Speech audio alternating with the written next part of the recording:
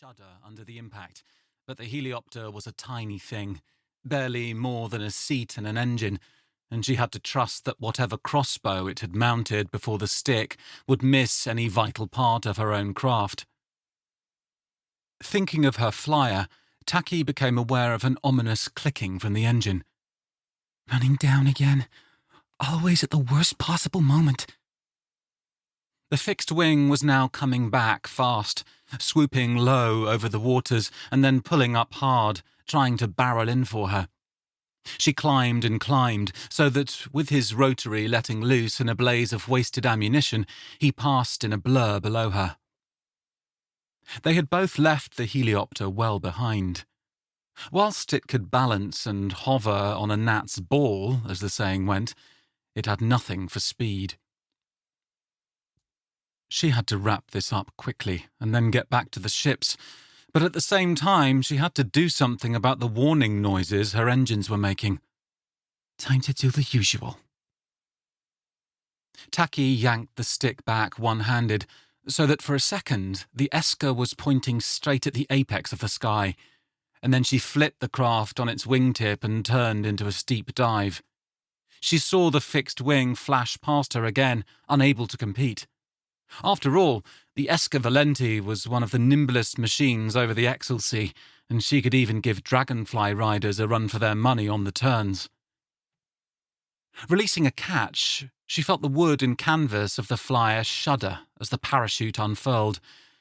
This was her second, so if she didn't close matters here before the engine ran down again, then it would mean a forced landing at best.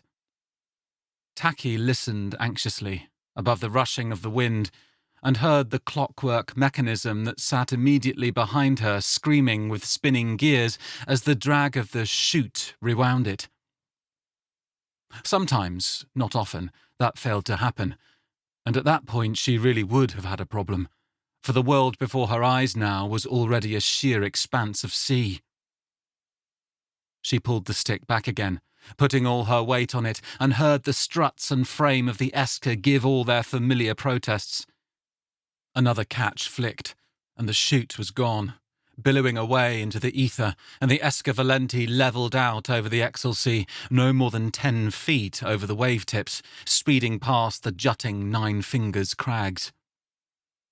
The flash of piercer bolts zipping past told her the fixed wing had found her again, and she led it sideways in a turn easy enough for it to manage, banking left and right erratically to avoid its aim until, and too late for the fixed wing to avoid it, they were heading straight for the wooden side of the pirate vessel. And then the fixed wing's rotary was punching holes in its own ally, both above and below the waterline. She pulled up, dancing past the white sweep of the sails, and a glance over her shoulder told her that the fixed wing had flown wide of the ship's stern. The Esker could turn like nothing else in the air. Most orthopters around the Exelsea had 4 wings. Some had 2, but she had her secret. 2 wings and a little pair of clockwork halteres, drumstick-shaped limbs whose metronomic beating kept the flyer under her control in even the steepest of arcs. And now she was following the fixed wing, which had slowed down to match her speed to accomplish the turn. She lined the Esker up directly behind it, with one hand on the trigger of her rotary piercer, the weapon that had so revolutionized air fighting over the last 10 years. Like an infantry piercer, it had 4 powder-charged barrels with spear-like bolts, but these discharged one at a time, not all together, rotating as they did so, while the feeding gears pulled through a strip of gummed canvas that fed new bolts into the machine. It possessed the speed and power of a repeating ballista fitted neatly below the nose of her craft.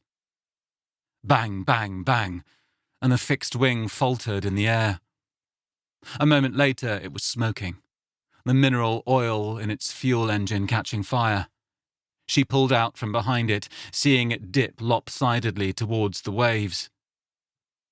The heliopter was right there, over the ships, puttering towards her, and she saw the repeating crossbow loose and loose again, its bolts falling short at first, and then flying wide.